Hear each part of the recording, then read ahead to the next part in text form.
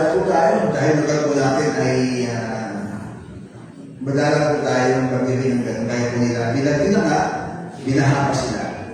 So, ang Diyos po ay mabuti. Amen? Amen. So, sa gabi po ito ay aking pong tingnan kung ano po ang nalawa po ng panalangin, kung ano po ang pangyayari ng panalangin. Meron po isang kwento po isang bata na mga buhay Albert. Hindi po si Albert po yung bata po yun. Sa buong tanghali, habang sa pag-ilit po ng panahon, summer po yun, magtatagulan na, ay sabi po niya, ay gusto po niyang maibsan na konti yung kanyang init na nararamdaman. Kasi po ay nanalangin. Sabi po niya, mag-pray na kayo. Sabi niya, bakit hindi pauulan? Sabi niya, ang init-init naman. So, ang iba po niya ay sumapit po siya ng panalangin sa Panginoon. Siya po ay lulong sa kanyang kwarto sa tuwing nanalangin. Sabi po niya, Panginoon, pagkulan na ako.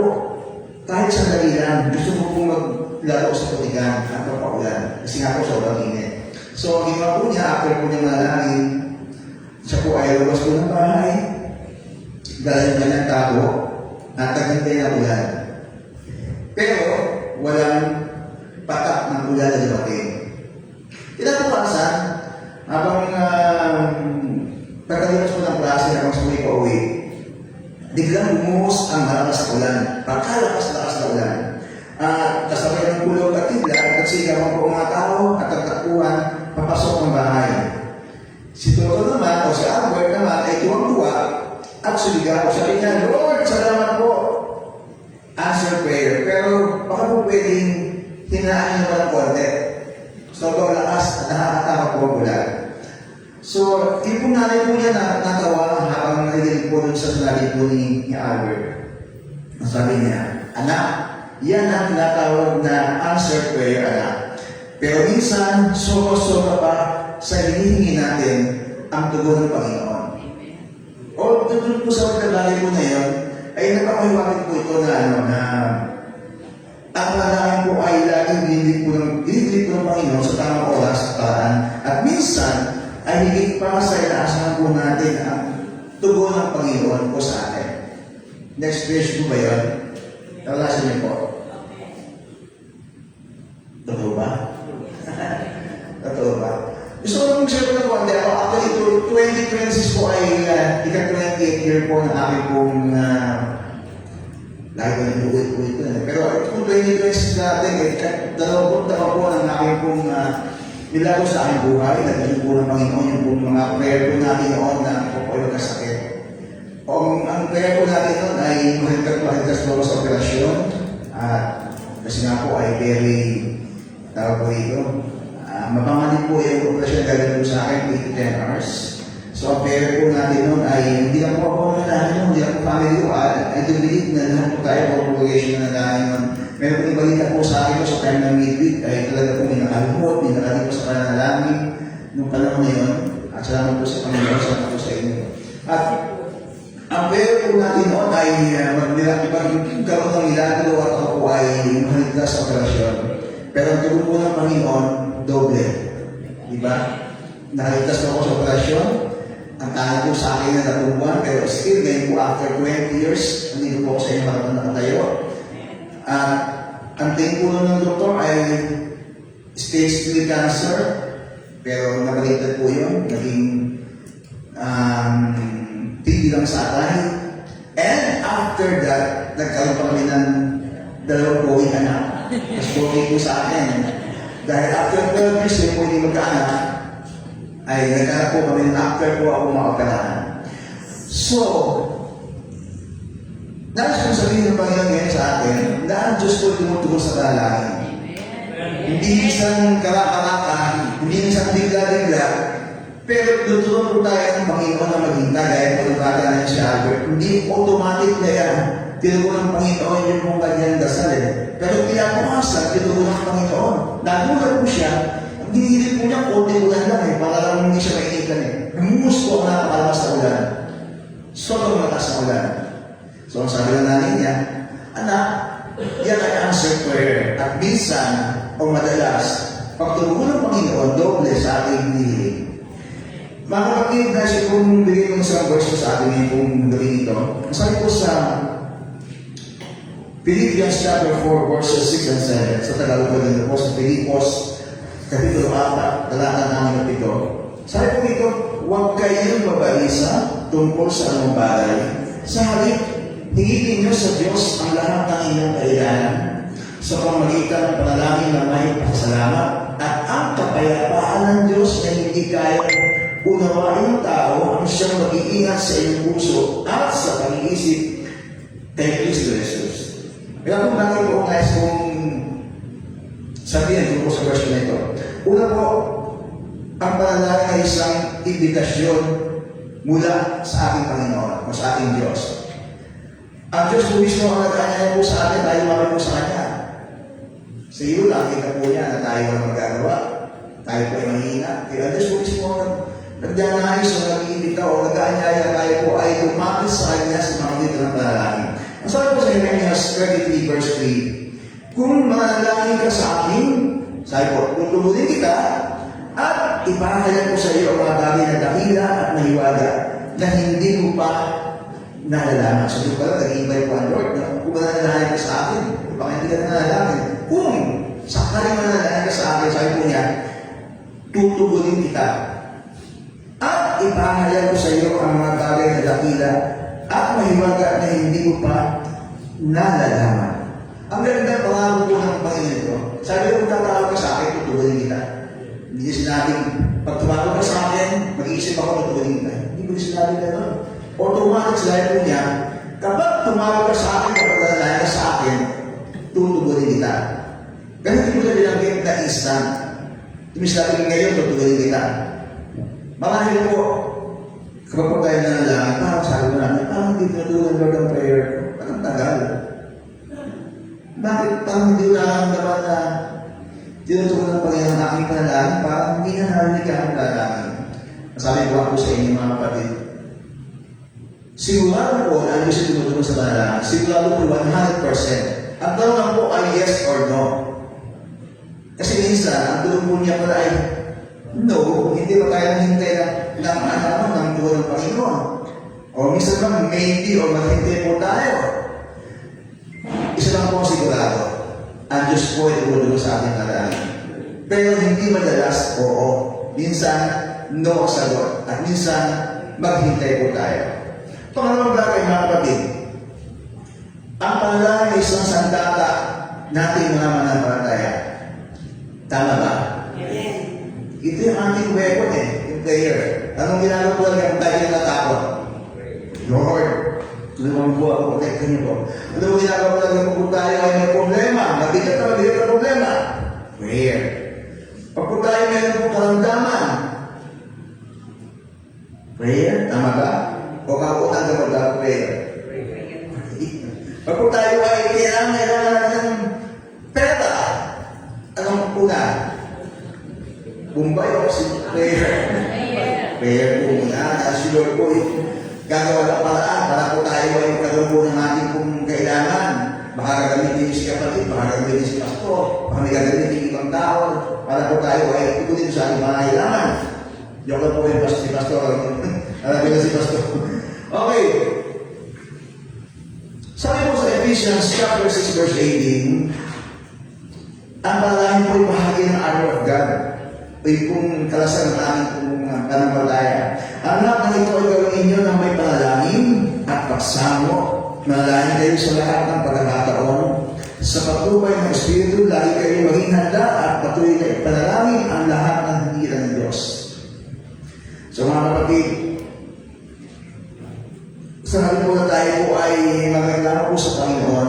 Meron po tayong karamdaman, meron po tayong suliranin, meron po tayong pagsubok, manalangin po tayo. Sa yan po ang sandata natin mga mananampalataya.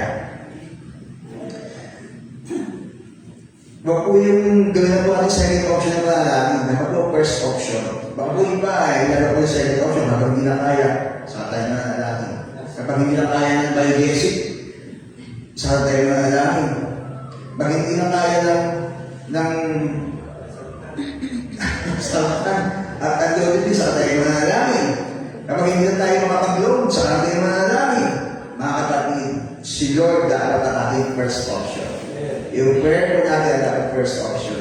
Sapagkat sabi nga po, ito po ang pinaka-isang sandata ng isang mananampalataya o natin mananampalataya. Yung po pananalangin.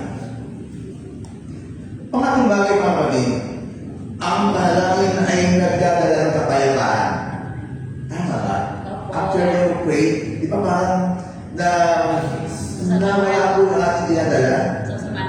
Ay, parang naman po natin na meron tayong problema. Kapag alam po natin na yung sa Panginoon yung ating problema, na nagdaman, gumagaan ang ating pakiramdam. Tama po ba? Amen? Amen. Pero, kapag hindi nangyari yun, na after natin mag-pray ay hindi ito nawala yung ating pong pagkakababag, yung ating pong naramdaman, yung ating pagkakalisa. Alam po, bakit po kaya? Kulang. Tama po siya sa kulang sa faith. Kapag po tayo nag-pray kay Lord, yung pong faith po natin, talaga ibigay po pagkalubag sa Panginoon, yung talagang mahawakan po tayo sa Kanya, naglutuloy po tayo sa ating pangalan, at siya po yung bahala doon po sa ating pong ipinagpapalalahan po sa Kanya. Balikan po ulit natin kung ako po ay ma-hospital. Ako po nun talagang ang prayer ko po nun, Lord, after niyo po buksan yung tiyan ko, meron po kayong sa akin na makikita. Kasi po nun talaga namin, sabi nga po nun, mga meron po kung hindi po na po bukol na malaki doon sa may pancreas. Doon po nakita yung bukol ko sa pancreas. At doon po sa CT scan, sa ultrasound, nakita po na doon po ang bukol doon. Yan, ang faith ko po ay Lord. Pero kung sabi ko, talagang nagdala ako. Pero ang faith ko po ay Lord, sabi ko, after ko po, Lord, buksan ng mga doktor ng tiyan ko, meron pong something silang makikita. Totoo po yun.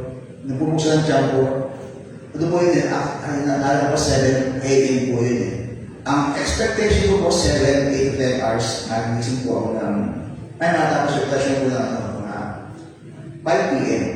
From 7 a.m. to 5 p.m. And nagising po ako 9 a.m. Nagising ako na sinagaw ng araw. Nasa record na ako. Sabi ko, kita ko pa sa trabaho nagising after na operation. Hindi ko alam naman kasi alam ko kung wala. After ko nung ganyan po sa doon, ko nalaman na may something na nakita ko sa tiyan ko. Then, pagkatapos na buksan, isinado nila wala silang ginala, walang ginawa. Kumuha ng piraso at ibinabiopsy. So, ganun po pala katindi nakita po sa akin ng doktor na hindi pwedeng galawin po yung bukol. Kasi po, pag dinalaw daw, baka hindi na ako abutin ng isang linggo. Kasi po, nakita po nila, may malaking bukol nga po. Tapos tagtag pa na malaking bukol doon po sila ng mga organ ko sa atay. Nakapaligo po, tagtag na malaking bukol sa lahat ng organ ko.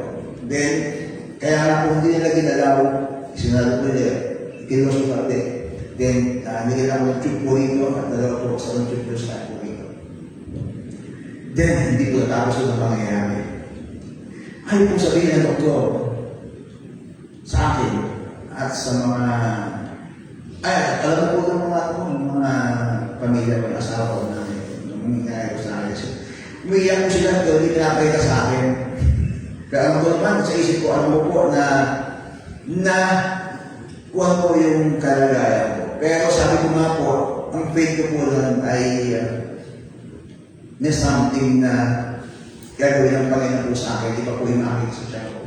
Then, naman ko po na ako po ay tawag po dito, meron pong silang alam, hindi ko alam. At sabi po ng doktor, ay kaya naman po sa inyo kaya na magbuhatanggalin yung medyo po sa operation medyo na doon malas po yung fluid na napakadala po sa akin. Sabi ko, doktor, kaya naman natagay yung tube. Sabi niya, pag labas ng biopsy, resortin na natin. Biopsy. So, yung doon po na uliligan na totoo meron po akong cancer. Then, to make the story short, after a week, ay lumabas po ang biopsy result. Ano po? Kabutihan po na Panginoon. Tama po yung sabi ko.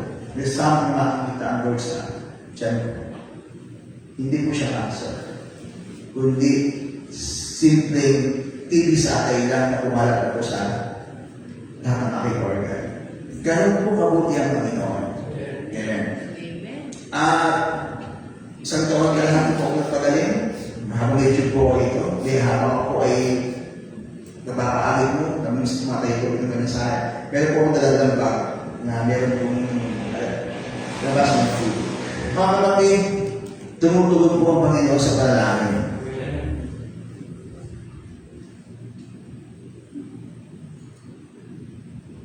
Huwag na huwag po tayo mag-iisip na ang Diyos po ay ringin at hindi po tayo narinig. Ang kailangan lang po ay ito po, faith.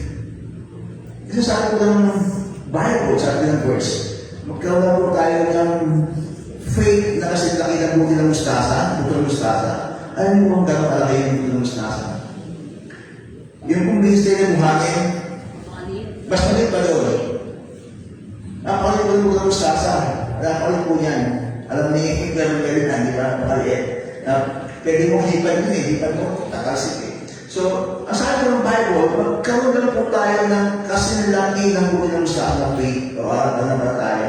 Pwede naman sabihin sa mundo, gawin mo sa kanila. Ibig sabihin, pwede magkaroon ng miracle. Hawal mo kaya ako kasi laki po ng santo, lalaki po pa ng bataya. O kasi laki ng buto ng chiko. Ano ba? Mga kapatid, ang paalala ko sa ating Panginoon ngayong gabi, meron mong kapangyarihan ng panalangin. There's a power in prayer. So mga kapatid, sa gabi ito, sa ating manalangin, dagdagan mo lang ng faith ng ating manalangin. Then nag-expect po tayo ng hindi lang basta tugon sa Panginoon, kundi doble at tripling tugon mula sa Panginoon. Amen? Amen. Sa gabi ito, mga kapatid.